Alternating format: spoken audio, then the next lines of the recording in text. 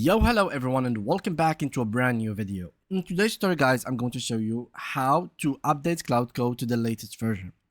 First, open your terminal, as I'm going to do right now, PowerShell. So this is where everything goes and works. For me, I don't have really the actual Cloud installed, but for you guys, all you need to do is write down this command, cloud dash version slash space and dash version, and this will allow you to actually see the version of Cloud that you have. At the moment, I don't have Cloud on my PC. That is why it gives me this error. So you can run you can also run Cloud Doctor. This checks your Cloud code installation and can show updates or configuration issues.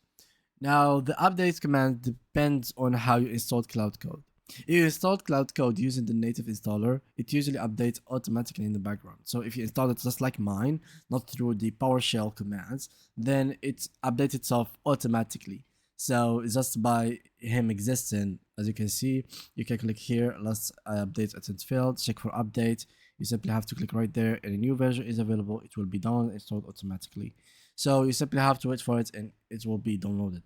Just give it some time. Once you actually have lit this option on, the actual version will be updated. You simply have to reboot your PC and you will have it.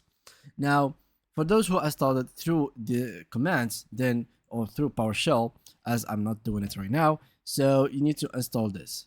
So just go ahead to your PowerShell and write down this npm install -g at anthropic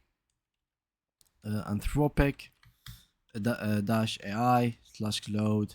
Oh, I made a mistake here.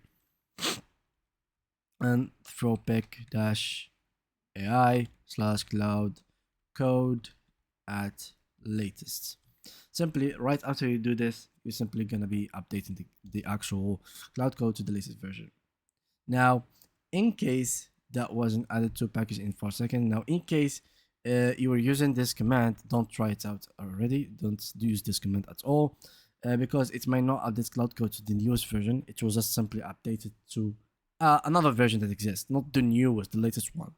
So yeah, these are the two methods for you to actually update the actual Cloud Code for yourself. Thank you guys for watching and see you guys next time video.